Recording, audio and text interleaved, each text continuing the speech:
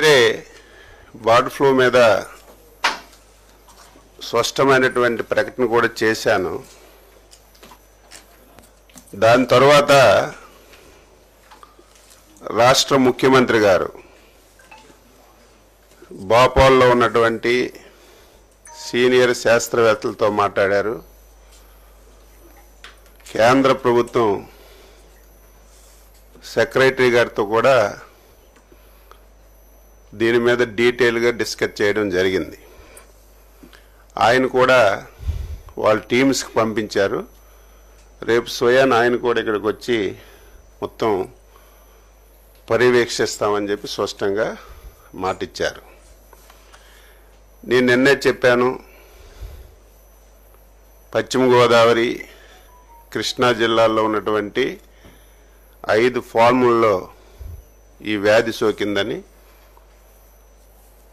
ఇప్పుడు ఏదైతే వ్యాధి సోకినటువంటి ఫార్మ్స్ ఉన్నాయో ఈ ప్రాంతమంతా కూడా బయోసెక్యులర్ జోన్గా ప్రకటించి ఆఫీసెస్కి అక్కడ డిప్యుటేషన్ పెట్టి స్ట్రిక్ట్గా అమలు చేస్తున్నాం. అదేవిధంగా 3 ఫామ్లో కల్లింగ్ అంతా పూర్తి చేసాం. ఇంకా 2 ఫామ్స్లో జరుగుతుంది. ఇంకో గంటకి ఆ కార్యక్రమం కూడా పూర్తవుతుంది. ఇతర ప్రాంతాల్లో ఎక్కడ కూడా బర్డ్స్ చనిపోయినట్టుకు కానీ ఈ వ్యాధి సోకినట్టుకు కానీ ఎక్కడ కూడా దాఖలాలు లేవు. రాత్రి నేను చెప్పినట్టుగా దీని మీద రిస్ట్రిక్షన్స్ ఏవీ లేవు. ఉడికించినటువంటి గుడ్లు కానీ ఉడికించినటువంటి మాంసం కానీ తింటే ఎటువంటి సమస్య లేదని కూడా స్పష్టంగా రాష్ట్ర ప్రభుత్వం నుంచి తెలియజేస్తున్నాను.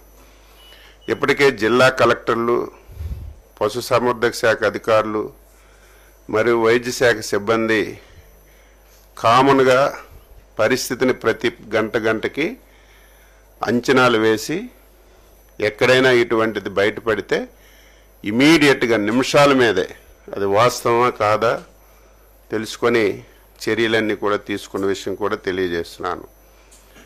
ప్రజలు నిరంభేందరంగా కోళ్ళు కానీ గుడ్లు కానీ తినొచ్చు, ఎవరికి ఎటువంటి ఇబ్బంది లేదు.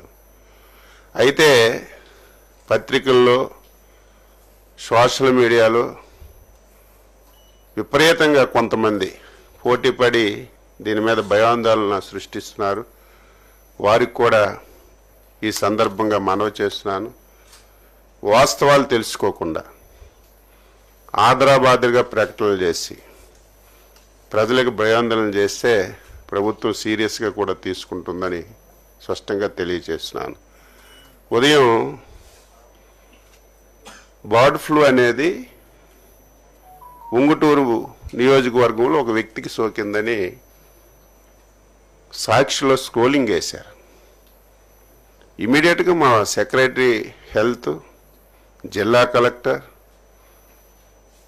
అందరూ అప్రమత్తమయ్యే అక్కడికి వెళ్ళేసరికి అది రాంగ్ న్యూస్. దీనివల్ల చాలామంది పబ్లిక్ భయపడుతున్నారు. దయవుంచి ఇది చాలా సీరియస్ ఇష్యూ. ప్రభుత్వం చాలా సీరియస్గా ఎటు ఇబ్బంది లేకపోయినా సరే ముఖ్యమంత్రి గారు అనునిత్యం పర్యవేక్షించి ఎక్కడ కూడా ఎవరికి ఇబ్బంది లేకుండా చేయమని స్పష్టంగా తెలియచేశారు. ఆ పని చేస్తున్నాం. నిన్నైతే కొంతమంది తెలంగాణ రాష్ట్రం ఆంధ్రప్రదేశ్ నుంచి పూర్తిగా ఏవి రాకుండా చేయాలని సర్క్యులర్ ఇచ్చిందని చెప్పి నిన్న కొన్ని టీవీల్లో ఇచ్చారు. సర్క్యులర్ ఆంధ్రప్రదేశ్ ప్రభుత్వంకి ఇవ్వలేదు, జనరల్గా వాళ్ళకు సర్క్యులర్ ఇచ్చారు, మీకు డిస్ట్రిబ్యూట్ చేయమని చేస్తాం. అది కూడా ఆ సమస్య కూడా లేదు. నిన్న ఎక్కడ గుడ్ల లారీ వెళ్తే ఎక్కడ ఆపలేదు. ఎక్కడో ఒక దగ్గర కోళ్ళ లారీ ఆపితే ఇమీడియట్గా బార్డర్స్లో కూడా మా ఆఫీసులకు పెట్టి ఆ సమస్య కూడా లేకుండా మేము ఎప్పటికప్పుడు పరిష్కరిస్తున్నాం. తెలంగాణ ప్రభుత్వం కూడా ఎక్కడ ఆంధ్రప్రదేశ్ రాష్ట్రం నుంచి మేము తీసుకోమని కానీ నిషేధించామని కానీ ఎక్కడ కూడా సర్క్యులర్ లేదు. వాళ్ళు బర్డ్ ఫ్లూ దేశంలో కేంద్ర ప్రభుత్వం అలర్ట్ చేసిన తర్వాత జనరల్గా ఒక సర్క్యులర్ ఇచ్చారు. అది మన రాష్ట్రానికి వచ్చిందని చెప్పడం కూడా తప్పు. ఎక్కడ కూడా జరగడం లేదు. రాత్రి ముఖ్యమంత్రి గారు సైంటిస్టులతోని కేంద్ర ప్రభుత్వం సెక్రటరీ గారితో మాట్లాడితే వాళ్ళు కొన్ని గైడ్లైన్స్ ఇచ్చారు. వ్యాధి సోకినటువంటి 1 కిలోమీటర్ పరిధిలో మాత్రమే ఇది పరిమితమై ఉంటుంది. అక్కడ ఒక పౌల్ట్రీ కూడా పనిచేయడానికి వీల్లేదు, ఒక్క బరడు కూడా ఉండడానికి వీల్లేదు. ఇమీడియట్గా ఆ 1 కిలోమీటర్ పరిధిలో టోటల్గా రాకపోకలన్నీ బంధించమన్నారు. ఇటు దానా కానీ మనుషులు కానీ లేకపోతే అక్కడ ఇటువంటి రాకపోకలు లేకుండా బంధించితే 1 కిలోమీటర్ వరకు సరిపోతుందని చెప్పారు. 1 నుంచి 9 కిలోమీటర్ల వరకు ఒక 10 రోజులు అబ్జర్వ్ చేయండి. అక్కడ ఇబ్బంది లేదు, కానీ ఆ కోళ్ళు బయటికి పంపించడం లేకపోతే దానా అటు ఇటు తిప్పడం ఇవి చేయకుండా 9 కిలోమీటర్ వరకు మీరు స్ట్రిక్ట్గా ప్రికాషన్స్ తీసుకోండి అని సైంటిస్టులు కేంద్ర ప్రభుత్వం చెప్తే అది మేము ఫాలో అవుతున్నాం. 9 కిలోమీటర్ల తర్వాత నో ప్రాబ్లం లేదు, సాధారణంగానే షాపులు తెరవచ్చు, గుడ్లు అమ్ముకోవచ్చు, కోళ్ళు అమ్ముకోవచ్చు. ఎవరు భయాందోళన చెందవలసినటువంటి అవసరం లేదని ఈ సందర్భంగా తెలియజేస్తున్నాను. ఇప్పటికే మిగతా రాష్ట్రాల వాళ్ళతో కూడా మాట్లాడాం. ఈ అంతర్రాష్ట్ర చెక్ పోస్టులు పెట్టవలసిన అవసరం లేదని వాళ్ళు కూడా కన్విన్స్ అయ్యారు. కాబట్టి మీ ద్వారా ప్రజలందరికీ తెలియచేస్తున్నాను, దీనివల్ల ఆందోళన చెందవలసిన అవసరం లేదు, భయపడవలసిన అవసరం లేదు. ప్రభుత్వం అన్ని విధాల చర్యలు తీసుకుంటుంది. పేపర్లో కొన్ని దగ్గరలో కావాలని ఓవర్ యాంగ్జైటీతో టీవీల్లో మనుషులకు సోకిందని లేకపోతే 40 లక్షలు 50 లక్షలు చనిపోయాయని ఇటువంటివి ఎవరు కూడా నమ్మొద్దు. దయవుంచి అందరికీ రిక్వెస్ట్ చేస్తున్నాను, ఇది చాలా సెన్సిటివ్ ఇష్యూ.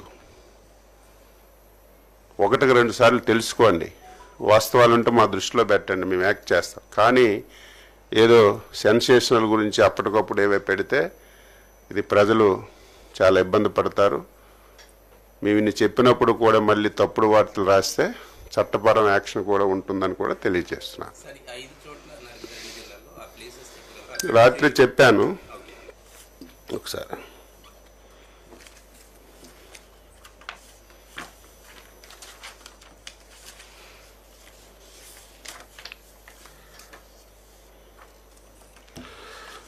ఒకటి Badampudi Eluru district, 2 Velpuru West Godavari district, 3 Kanuru West Godavari district. కానూరులో 3 ఫామ్స్లో 65,000, వేల్పూర్లో 2.5 lakhs, బాదంపూడిలో 2.2 lakhs, గంపలగూడెం కృష్ణా జిల్లాలో ఓన్లీ 7,000. రాత్రి చెప్పినవే, మళ్ళీ ఈరోజు ఎక్కడ కూడా వ్యాధి సోకినట్టుకు కానీ చనిపోయినట్టు కానీ ఎక్కడ రికార్డ్ అవ్వలేదు. ఈ గ్రామాల్లోనే జరిగాయి. 10 కోట్ల చిల్లర కోళ్ళు ఉన్నాయి. మేము ఈ పౌల్ట్రీసే కాదు, ఇంట్లో పెంచుకున్న వాళ్ళకు కూడా మేము రిక్వెస్ట్ చేస్తున్నాం. కర్నూలు జిల్లాలో బాతులు పెంచారు, 12-13 బాతులు పెంచుతుంటే ఒక బాతుకి పాజిటివ్ వచ్చిందంటే ఇమీడియట్గా మా ఆఫీసులకు పంపించి ఆ 12 బాతులు కూడా చంపి పూడిపించాం.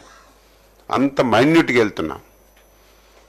ఈరోజు ఇంట్లో పెంచుకున్నటువంటి కోళ్ళకు కూడా ఇది రావచ్చు, వాళ్ళకు కూడా రిక్వెస్ట్ చేస్తున్నాం. ఇటువంటి పరిస్థితులు వస్తే తెలియచేయమని చెప్తున్నాం. ఎందుకంటే ఇంటింటికి వెళ్ళి చూడలేం, మా వెటర్నరీ ఆఫీసర్స్ ఉంటారు. మీరు ఇమీడియట్గా తెలియచేస్తే మా వాళ్ళు వచ్చి ఇమీడియట్గా యాక్ట్ చేస్తారు. మైన్యూట్గా కూడా దీన్ని చూసి ఫర్దర్గా ఈ వ్యాధి సోకకుండా, ఈ ఇండస్ట్రీ దెబ్బ అవ్వకుండా ముఖ్యమంత్రి గారు స్పష్టమైన ఆదేశాలు ఇచ్చారు. డిపార్ట్మెంట్ ఆ రకంగా పనిచేస్తున్నాం.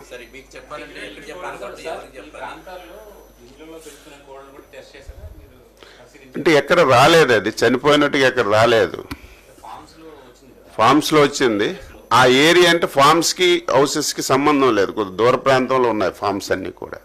ఇప్పుడు మీరు చెప్పింది కూడా చూస్తాం, ఒకవేళ ఫామ్లో చనిపోయి ఆ చుట్టూ ఏమైనా హౌసెస్ ఉండి అక్కడ కూడా కోళ్ళు ఉంటే అది కూడా ఒకసారి వెరిఫై చేయిస్తాం. అసలు ఇది కూడా ఏదో బర్డ్ నుంచి వస్తుందని చెప్పి కొన్ని దగ్గరలో వచ్చింది.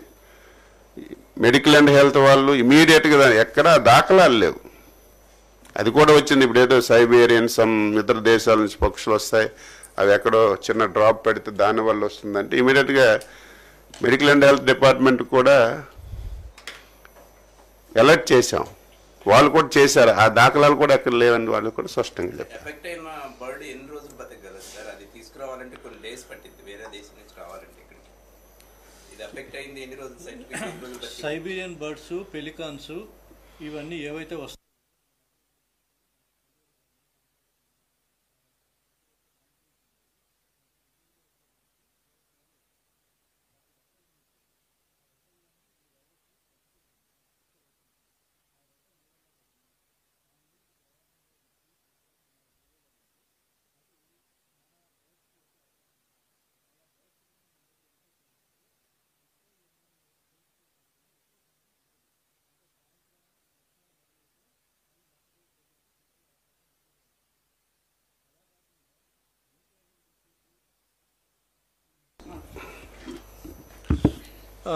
H5N1 వచ్చిన తర్వాత ఎక్కువ సమయం అది మనకి అవకాశం ఇవ్వదు. సో ఈ H5N1 ఏదంటే ఇది సైబీరియన్ బర్డ్స్ ఏవైతే వస్తున్నారో మైగ్రేటరీ బర్డ్స్, వాటి ద్వారా మనకు వచ్చే అవకాశం ఎక్కువగా ఉంటుంది, రెట్టల ద్వారా. ఇవన్నీ కూడా మనకి జనరల్గా రెగ్యులర్గా వచ్చే మైగ్రేటరీ బర్డ్స్ ద్వారా మనకి వచ్చే అవకాశం ఎక్కువ. సో ఆ విధంగా వ్యాధి స్ప్రెడ్ అయినప్పుడు, ఆ వ్యాధి ఒక బర్డ్కి వచ్చినప్పుడు ఆ సమూహంలో ఉన్న బర్డ్స్ ఎక్కువగా దెబ్బతినే అవకాశం ఉంటుంది. ఎందుకంటే ఇది ఏరోజాల్ ఇన్ఫెక్షను ప్లస్ న్యాచురల్గా రెట్ట మీద మిగతా పక్షులు ఏమైనా సరే డీప్ లీటర్లో వచ్చేటప్పుడు ఏమవుతుందంటే కోళ్ళన్నీ ఒక సమూహంలో ఒక దగ్గర పెట్టినప్పుడు, పౌల్ట్రీ ఫారాల్లో కోళ్ళన్నీ దగ్గరగా ఉంటాయి కేజెస్లో కూడా, కాబట్టి అక్కడ కూడా ఈ వ్యాధి వ్యాప్తికి అవకాశం ఉంటుంది. సో ఇప్పుడు మాకు 5 ఫారాలు ఏవైతే మంత్రి గారు చెప్పారో, ఈ 5 ఫారాలు మించి పక్కనున్న ఫారాలన్నింటిలో కూడా మాకు ఎక్కడా కూడా లేదు. ఈ 1 కిలోమీటర్ జోన్ ఏదైతే చెప్పారో మంత్రి గారు, ఆ 1 కిలోమీటర్ జోన్ని రెడ్ జోన్ కింద ప్రకటించి మేము సీరియస్గా సర్వేలెన్స్ పెడతాం. మిగతా 9 కిలోమీటర్స్ ఏవైతే ఉన్నాయో ఆ 9 కిలోమీటర్స్ జోన్లో ఇంటర్నల్గా వాళ్ళ ట్రాన్స్పోర్టేషన్కి ఏమి ఇబ్బంది లేదు. 1 కిలోమీటర్ల మాత్రం ఫారెన్లోకి ఎవరైనా వెళ్ళాలంటే ఆథరైజ్డ్ పర్సన్సే వెళ్ళాలి, వాళ్ళు బయోసెక్యూరిటీ మెషర్స్ ఫాలో కావాలి. కోళ్ళన్నీ కూడా మేము అక్కడ ఉన్నవి మిగతా బతికున్నవి చంపేశాం కాబట్టి ఆ ఫామ్ని 3 months వరకు రీస్టాకింగ్ అవకాశం ఉండదు. 3 నెలల వరకు వాళ్ళు మళ్ళీ ఆ ఫామ్లో కోళ్ళు పెట్టుకోవడానికి అవకాశం ఉండదు. అలా పెట్టుకునే ముందు కూడా గవర్నమెంట్ ఆఫ్ ఇండియా నుంచి మేము స్వాబ్స్ తీసి పంపిస్తాం అనమాట. అంటే వైరస్ ఇంకా ఆ ఫామ్లో ఏమైనా బతికుందా లేదా అని నిర్ధారణ చేసుకోవడానికి స్వాబ్స్ని పంపిస్తాం. ఇప్పటి వరకు మాకున్న సమాచారము సార్ చెప్పినట్టుగా ప్రతిరోజు రెగ్యులర్గా ప్రతి డాక్టరు తన పరిధిలో ఉన్న ఫారాల యజమానులతోటి మాట్లాడుతున్నారు. ఎక్కడైనా ఏ అనుమానం వచ్చినా సరే ఫారం విజిట్ చేస్తారు. మొదటిసారి అన్ని ఫారాలని మా వాళ్ళు విజిట్ చేయడం జరిగింది. ఈ 5 ఫారాలకు మించి ప్రస్తుతానికి పక్కన ఎక్కడా కూడా మాకు ఇన్ఫెక్షన్ రాలేదు. బాదంపూడి గ్రామంలో పక్కన స్కూల్ ఉంది, ఆ ఫామ్కి దగ్గరలో స్కూల్ ఉంది. ఆ స్కూల్లో పిల్లలకి వీళ్ళు 1 కిలోమీటర్ జోన్లోకి వస్తుంది కాబట్టి కోడిగుడ్లు కోడి మాంసం అంటే మామూలుగా స్కూల్లో పిల్లలకి కోడిగుడ్లు పెడతారు కాబట్టి 1 వారం పాటు పెట్టబాకండి అని చెప్పేసి స్థానికంగా ఉన్న కలెక్టర్ గారు వాళ్ళు నిర్ణయం తీసుకున్నారు. సో రెడ్ జోన్లో ఉన్న చోట మాత్రము కోళ్ల ఫారాలని, కోడిగుడ్లు విక్రయ కేంద్రాలని డిపార్ట్మెంట్ తరఫున రెవెన్యూ, మెడికల్ అండ్ హెల్త్ మేమందరం కూడా కలిసి వాటిని మూయించేస్తున్నాం. నెక్స్ట్ జోన్ ఏదైతే 9 కిలోమీటర్ల సర్వైలెన్స్ జోన్లో ఉందో ఇంటర్నల్గా అక్కడున్న ఫారాలు, అక్కడున్న కోడిగుడ్ల ఉత్పత్తి ఇవన్నీ కూడా ఆ జోన్లోనే వాళ్ళు చేసుకోవచ్చు. వాళ్ళు ఆ జోన్ దాటి బయటకు రాకూడదు. సో ఆ ఇన్ఫర్మేషను పౌల్ట్రీ యజమానులందరికీ కూడా చెప్పడం జరిగింది. అది అంటే ఒక విధంగా చెప్పాలంటే అది కూడా సేఫ్ జోనే, కానీ సర్వైలెన్స్లో ఉంటుంది. అంటే 2 వారాలు మేము దాని మీద పర్యవేక్షణ ఉంటుంది. ఇక ఆ తర్వాత అంటే మొత్తం 1+9 10 కిలోమీటర్లు దాటిన తర్వాత సేఫ్ జోను. అందులో మామూలుగా కార్యకలాపాలు ఇదివరకు ఎలాగ మనం చేసుకుంటున్నామో అలాగే మాంసం విక్రయాలు కావచ్చు, కోడిగుడ్ల విక్రయాలు కావచ్చు, మాంసం ఏ విధంగా మనం ఉడికించి తింటామో గుడ్లు కానీ మాంసం కానీ అవన్నీ సాధారణంగా చేసుకోవచ్చు, ఎటువంటి ఇబ్బంది లేదు.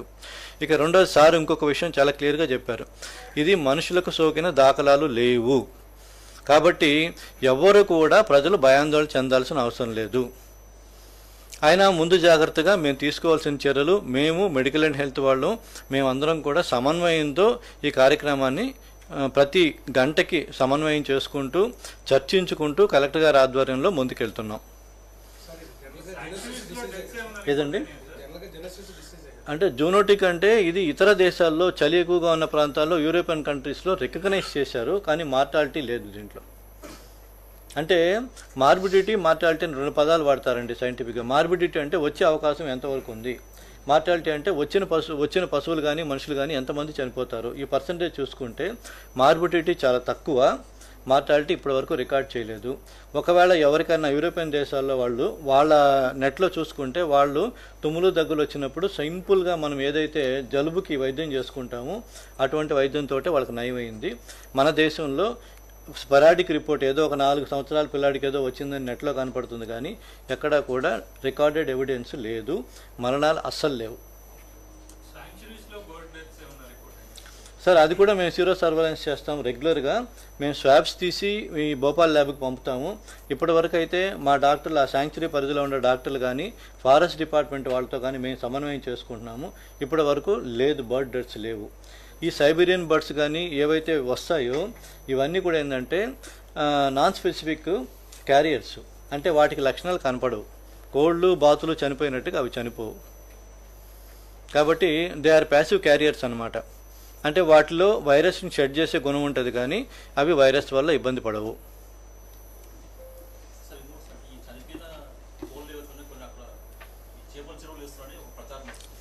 సార్ అది మార్నింగ్ స్క్రోలింగ్ చూసాం మేము. మా డాక్టర్లు అందరూ కూడా ఆ చేపల చెరువుల దగ్గరికి వెళ్తున్నారు. అదేవిధంగా సస్పెక్టెడ్ అంటే ఈ రైతులు ఎవరైనా చేయడానికి అవకాశం ఉందంటే ఆ రైతులందరితో కూడా మాట్లాడుతున్నారు. లెక్కలు చూసుకుంటున్నాము, ఎందుకంటే నిన్న ఎంత ఉన్నాయి ఈవేళ ఎంత ఉన్నాయి అనేది మాకు లెక్క తెలిసినప్పుడు ఆ బర్డ్స్ ఏం చేశారని మేము అడుగుతాము. పొరపాటున వాళ్ళు ఎవరైనా అలాంటి పనులు చేస్తుంటే ఇమీడియట్గా మీ ఫామ్ని మేము సీజ్ చేస్తామని చెప్పే అవకాశం కూడా ఉంది. సో అది కన్ఫర్మ్ చేసుకున్న తర్వాత మాట్లాడతాను నేను. ఏదండి మేము కల్ చేసిన బర్డ్స్ నిన్నటి వరకు 14,000 చేసామండి. ఇవాళ మేజర్ ఫార్మ్స్లో మాకు నిన్న ఈవినింగ్ ఒక రిపోర్ట్ వచ్చింది NH అదే మన దీని నుంచి. ఇవాళ మేజర్ ఫార్మ్స్ 2 పొద్దునే మొదలు పెట్టాం. 5 టీములు పనిచేస్తున్నాయి. ఒక్కొక్క టీము వాళ్ళు 1,500 నుంచి 2,000 కోళ్ళ వరకు వాళ్ళు ఇచ్చేస్తారు. సో ఇవాళ సాయంత్రానికి మొత్తం సార్ ఇందాకే చెప్పారు, ఇవాళ సాయంత్రానికి ఆ 2 ఫార్మ్స్లో కూడా టోటల్గా కల్లింగ్ కంప్లీట్ చేయాలనేది మా ఆలోచన. అంటే అక్కడ వాళ్ళు ఒక్కొక్క ఫామ్లో అయితే ఒక మ్యాక్సిమం ఉన్న ఫామ్లో 70,000 కోళ్ళు ఉన్నాయి, ఇంకొక ఫామ్లోనేమో 40,000 కన్నా తక్కువే ఉన్నాయి. లేదండి, అది 90 రూపీస్ అనేది గతంలో ఉన్నది. రీసెంట్గా గవర్నమెంట్ ఆఫ్ ఇండియా వాళ్ళు పెంచారు, 140 రూపాయలు ఇస్తాం. 140 రూపాయలు ఇస్తాము. అందులో 50% కేంద్ర ప్రభుత్వం, 50% రాష్ట్ర ప్రభుత్వం పెట్టుకుంటుంది కల్లింగ్ చేసిన వాటికి. అయితే ఇందులో కూడా మేము రైతులకి చాలా స్పష్టమైన విషయాలు చెప్తున్నామండి. మా పశువైద్య సిబ్బంది నాటుకోళ్లు చనిపోయినప్పుడు మాకు చూపించిన వాటిని బరీ చేసినప్పుడు, అదేవిధంగా ఫారాల్లో కోళ్ల యజమానులు మా ఫామ్లో బర్డ్స్ చనిపోయినాయని చెప్పి మేము నిర్ధారణ చేసుకున్న తర్వాత వాటిని మేము కలిచేసి బరీ చేయించినప్పుడు వాటికి సంబంధించిన పూర్తి ఎన్యూమరేషన్ చేసుకుంటాము. వాటికి మేము కాంపెన్సేషన్ పే చేస్తాం. గతంలో చనిపోయాయని ఎవరైనా లెక్కలు చెప్తే మాత్రం వాటిని నిర్ధారించుకున్న తర్వాతనే మేము ఏ విషయమైనా మాట్లాడతాం.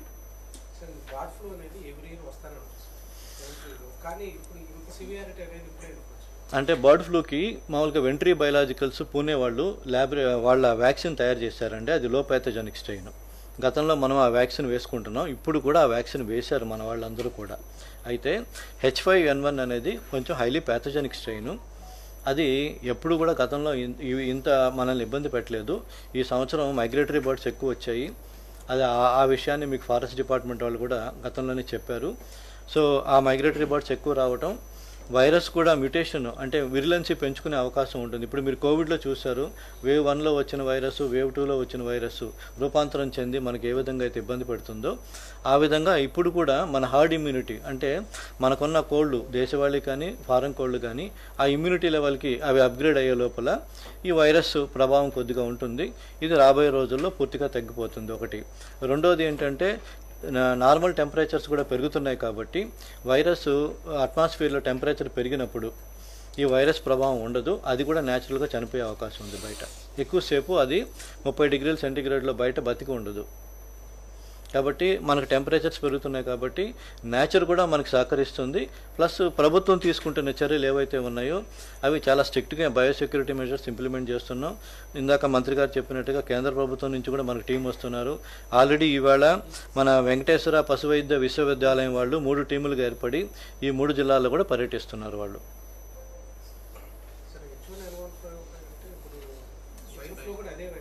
కాదండి, స్వైన్ ఫ్లూ వేరు. అంటే ఇది పశువులకి పందులకి వ్యాపిస్తుందని రిపోర్ట్లు ఉన్నాయి కానీ మన దేశంలో అలా రిపోర్ట్లు వచ్చి సిమ్టమ్స్ చూపించి చనిపోయిన పశువులు కానీ పందులు కానీ లేవు. ఇది కేవలము కోళ్ళు, బాతులు, టర్కీస్ వీటి వరకు మాత్రమే ఇబ్బంది పెడుతుంది. సార్ ఇప్పటి వరకు టోటల్గా మనం ఎన్ని శాంపుల్స్ ల్యాబ్కి పంపించాము, అందులో ఎన్ని మనం రిటర్న్ వచ్చినాయి, వాటిలో ఎన్ని కన్ఫర్మేషన్? రిటర్న్ ఏమి రావండి. స్వాబ్స్ పంపించినప్పుడు మనం శాంపుల్ టెస్ట్ 15 శాంపుల్స్ పంపించాము. అందులో వాళ్ళు టెస్ట్ చేసి పాజిటివ్గా ఇచ్చినవి మనకి 5 చోట్ల ఇచ్చారు. మిగతా స్వాబ్స్ వాళ్ళు టెస్ట్ చేయాల్సిన అవసరం లేదు కాబట్టి నాట్ టెస్టెడ్ అని వాళ్ళ రిపోర్ట్లోనే రాశారు వాళ్ళు.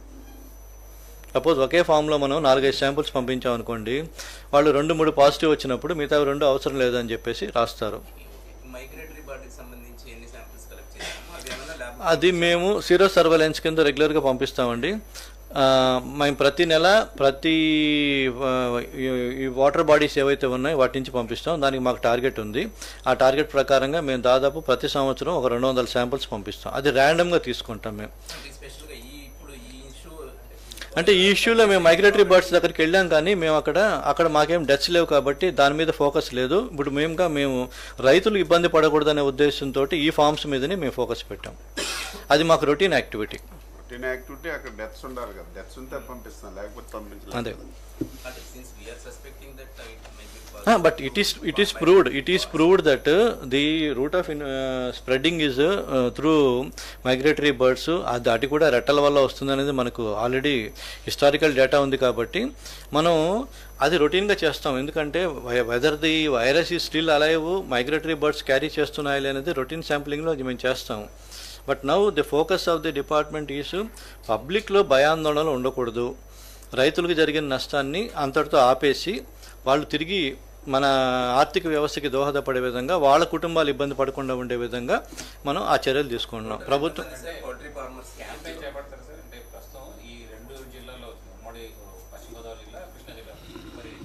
ఇది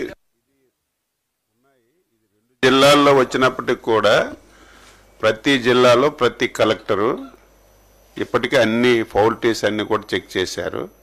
ఈరోజు సాయంత్రం సిఎస్ గారు అన్ని జిల్లా కలెక్టర్లతో, మా ప్రిన్సిపల్ సెక్రటరీ, మా డిపార్ట్మెంట్ అంతా వీడియో కాన్ఫరెన్స్ కూడా ఈవినింగ్ తీసుకుంటుంది. అందులో ఎవరైతే నన్ను సలహా ఇచ్చారో కేంద్ర ప్రభుత్వం సెక్రటరీ గారు, ఆయన కూడా అందులో పాల్గొంటారు. మొత్తం అందరికీ అలర్ట్ చేసి ఇదేదో ఒక 3 జిల్లాలు వచ్చిందని 3 జిల్లాలు కాదు, ప్రతి ఒక్క దగ్గర అవగాహన కల్పించి భయాందోళన పోగొట్టడానికి అన్ని ప్రయత్నాలు చేస్తున్నాం.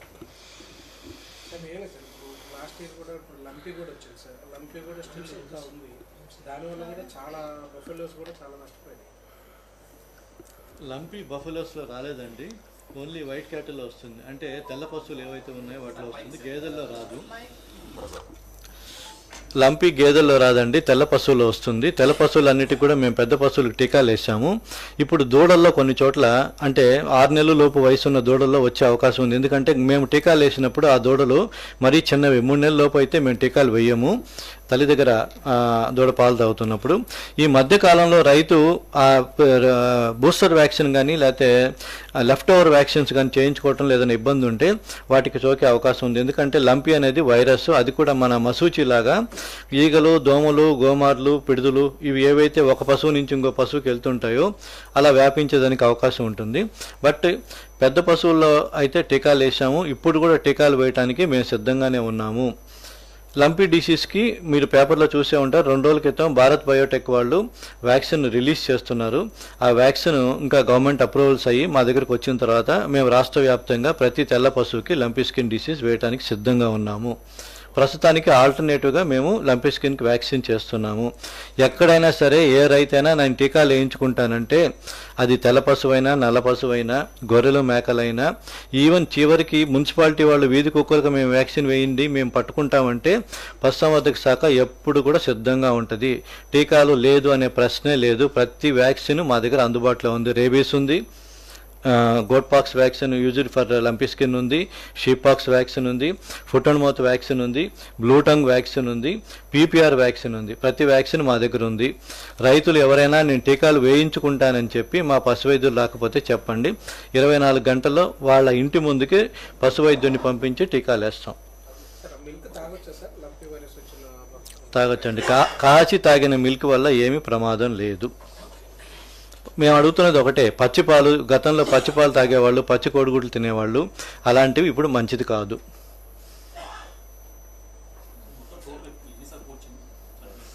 సార్ ఇప్పుడు వరకు మేము నిన్నటి వరకు 14,000 కోళ్ళని కల్ చేసామండి. 340 కోడిగుడ్లని డిస్కార్డ్ చేసామండి.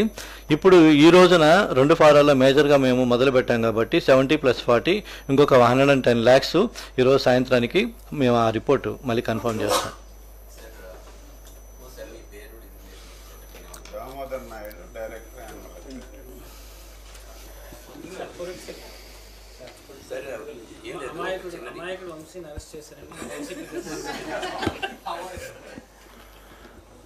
ఇప్పుడు మీరు 2-3 రోజుల నుంచి వార్తలన్నీ చూస్తున్నారు.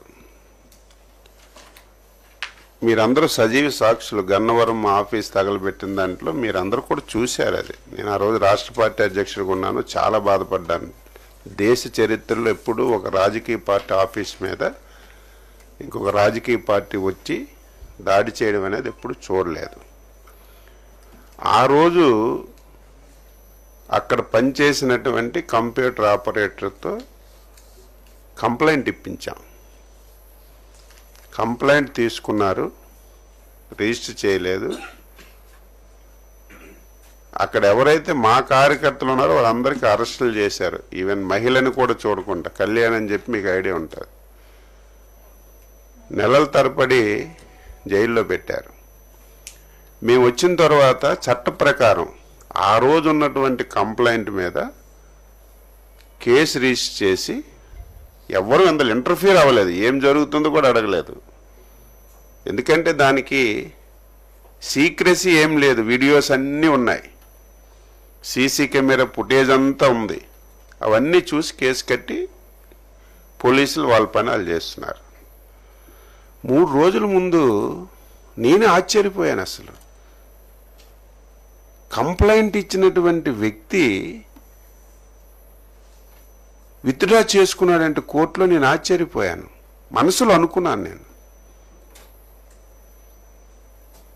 ఇది ఏదో ఒకటి జరిగి ఉంటుంది. భయపెట్టుంటారా, ఫ్యామిలీని చంపేస్తామని ఉంటారా, విత్డ్రాలు చేసుకోకపోతే నువ్వేమైనా ఈ సమాజంలో ఉండవని ఉంటారా, నా మనసులో నేను అనుకున్నాను. కానీ బయట పెట్టలేదు. నిన్న చూసేసరికి కంప్లైంట్ ఇచ్చిన తర్వాత నేను ఏదనుకున్నాను అదే జరిగింది. ఎక్కడైనా ఉంటుందా? ఒక పార్టీ ఆఫీసులో పనిచేసిన వ్యక్తి, మొత్తం ఇష్యూ అంతా చూసినటువంటి వ్యక్తి కంప్లైంట్ ఇచ్చిన తర్వాత అందులో మేము అపోజిషన్లో అధికారంలో ఉన్న పాయింట్ గుర్తుపెట్టుకోవాలి. ఎంత ప్రెజర్ లేకపోతే, ఎంత ఒత్తిడి లేకపోతే, వాళ్ళ కుటుంబానికి ఎంత నష్టం చేస్తామనే ప్రయత్నం లేకపోతే ఆయన అలా ఒప్పుకోడు. అది కూడా నేను మార్నింగే చూశాను. వాళ్ళ తల్లిదండ్రులు వాళ్ళు కంప్లైంట్ ఇచ్చారని. ఇది సీరియస్గా తీసుకోవాల్సిన ఇష్యూ కాబట్టి పోలీసులు వాళ్ళ పని వాళ్ళు చేసి అరెస్ట్ చేశారు. దీన్ని భూతద్దంలో చూడవలసిన అవసరం లేదు. మేము నిన్నే అధికారంలో లేము, వచ్చి 8 మాసాలు కంప్లీట్ అయింది. మా కోపము కక్ష వెంటనే మేము దాడికి ప్రతిదాడి చెయ్యాలంటే 8 మాసాల సమయం మాకు అవసరం లేదు. మేము ఒక డెసిషన్ తీసుకున్నాం. చంద్రబాబు నాయుడు గారి ఆధ్వర్యంలో ఎన్డీఏ ప్రభుత్వం దాడికి ప్రతిదాడి అనేది రాజకీయాల్లో మంచిది కాదు. లాస్ట్ 5 years ఇలాగే చేసి రాష్ట్రం తీవ్రమైనటువంటి నష్టాల్లోకి వెళ్ళిపోయింది.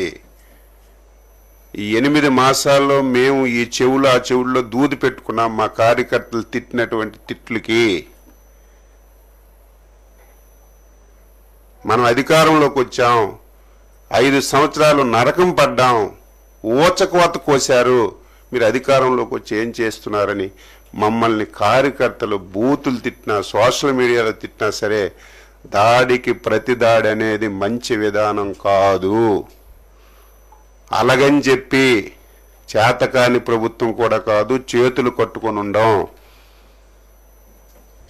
గత 5 సంవత్సరాల్లో జరిగిన ప్రతి సంఘటన మీద స్పష్టంగా ఎంక్వైరీ చేసి వాస్తవాలన్నీ కూడా తెలుసుకొని ఎవడు తప్పు చేసినా సరే విడిచిపెట్టే ప్రశ్న ఉండదని ముఖ్యమంత్రి గారు స్పష్టంగా చెప్పారు. అదే జరుగుతుంది.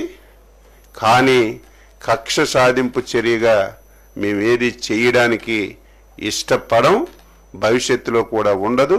కానీ తప్పు చేసిన వాడు తాత్కాలికంగా తప్పించుకొని తిరగొచ్చు తప్ప ఏదైనా ఒక రోజు చట్టానికి లోబడి శిక్ష అర్హుడవుతాడు. ఈ రోజు కూడా అదే జరిగింది. నేను ఇంకా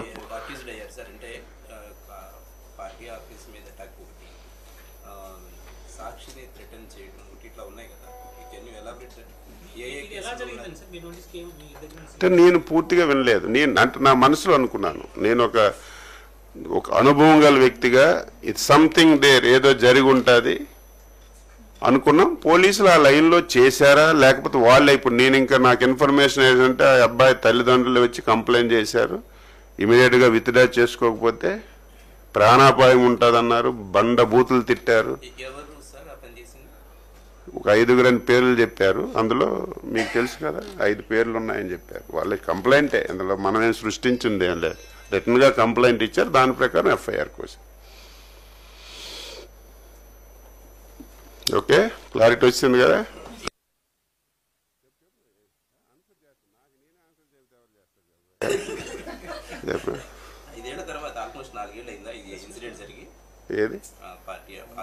ఏది లేదు 1 year. Election 2 months before, election 2 months ముందు. ఇది నాకు తెలుసు కదా, నేను అధ్యక్షులుగా ఉన్నాను కదా. ఎలక్షన్ 2 months ముందు. ఇప్పుడు కంప్లైంట్ చేయడం కాదు, ఆ రోజుతో ఇచ్చిన కంప్లైంట్ రిసిప్ట్ ఉంటే ఆ రిసిప్ట్ని పట్టుకొని ఈరోజు కంప్లైంట్ రిజిస్టర్ చేసి కేసు కట్టి ఎంక్వైరీ చేసి ఇవన్నీ వచ్చాయి. ఈలోపు అందరికీ బెయిల్స్ వచ్చాయి, యాక్టివిటీ నడుస్తుంది. ఇది కొత్త లిస్ట్ కాబట్టి కరెక్ట్గా దొరికిపోయారు.